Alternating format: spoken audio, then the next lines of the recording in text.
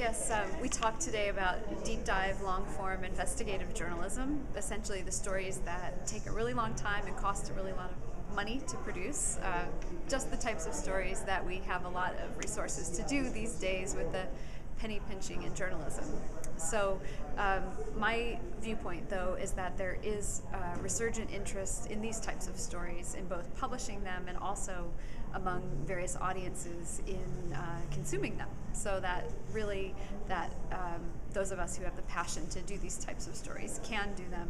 And so I gave a few tips in terms of approaching a story that's going to take several weeks or months to do. And one of them is pitch the story to yourself before you pitch it to others. In other words, jot down your vision and make sure that when you walk away and come back to it, that it's really going to excite you, because obviously a story that takes this kind of commitment is going to be one, has to be one that really makes you feel passionate about it. And also think about why you're the person to do this story. Your curiosity is going to be a real guide to what's important and what will interest your readers. Challenge your assumptions, build incrementally on what you know, be insatiable when it comes to knowing your subject, become the world's expert, rough out a structure before you start writing, and early in your reporting it's really helpful to create a timeline and just keep adding to it and key that to key interviews and documents.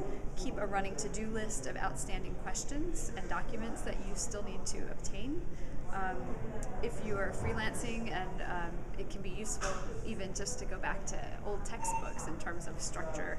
And I find that sometimes to combat writer's block, doing a little additional reporting can kind of refresh your interest in the subject when you're in the writing phase. And also I find it's really useful when you're writing to use the comments function in Microsoft Word or whatever program you use to keep annotating your work, because if you're going to be working on a story for a long period of time, you may forget about where you got that piece of information, and it will be useful later to remember.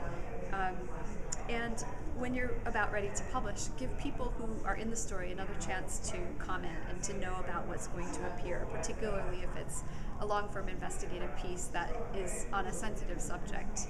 It's a really great thing to do for the people who will be the subject of your story. And finally, in terms of finding a venue for a lengthy story, it may not be easy to convince editors these days at your publication, or you may actually go outside of your publication and publish elsewhere. So be persistent, be open to new publishing platforms. There's a lot of them out there on the web now, and don't discount the internet as a place to distribute long-form journalism. It's becoming more and more a place to go for that.